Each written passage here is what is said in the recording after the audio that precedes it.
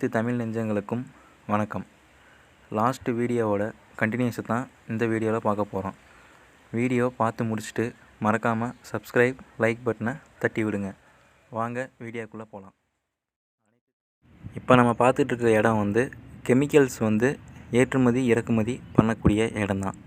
பெரிய பெரிய கப்பல்களில் வெளிநாடுகள்லேருந்து வரக்கூடிய கெமிக்கல்ஸ் இந்த இடத்துல சின்ன சின்ன கப்பல்களுக்கு மாற்றி விடுவாங்க.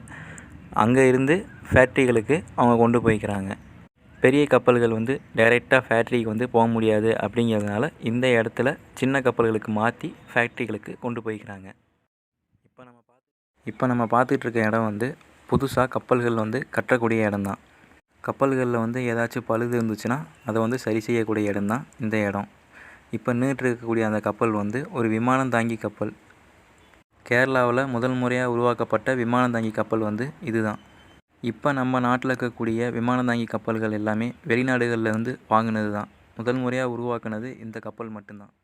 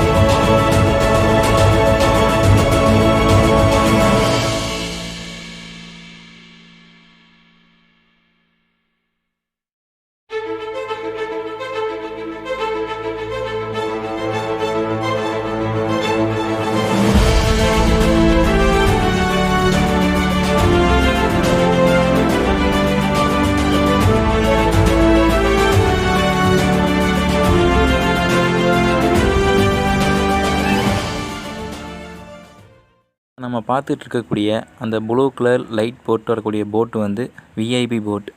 விஐபி போட்டுக்கும் சாதாரண போட்டுக்கும் என்ன டிஃப்ரெண்ட் அப்படின்னா, விஐபி போட்டில் போனோம்னா ஹார்பர் கிட்ட வரைக்கும் நம்ம போய் பார்க்க முடியும். இதே சாதா போட்டில் போனோம் அப்படின்னா ஒரு குறிப்பிட்ட டிஸ்டன்ஸுக்கு மேலே நம்மளால் போக முடியாது. அதுக்கு அலௌடு கிடையாது. இதுதான் விஐபி போட்டுக்கும் சாதா போட்டுக்கும் இருக்கக்கூடிய டிஃப்ரெண்ட்டு.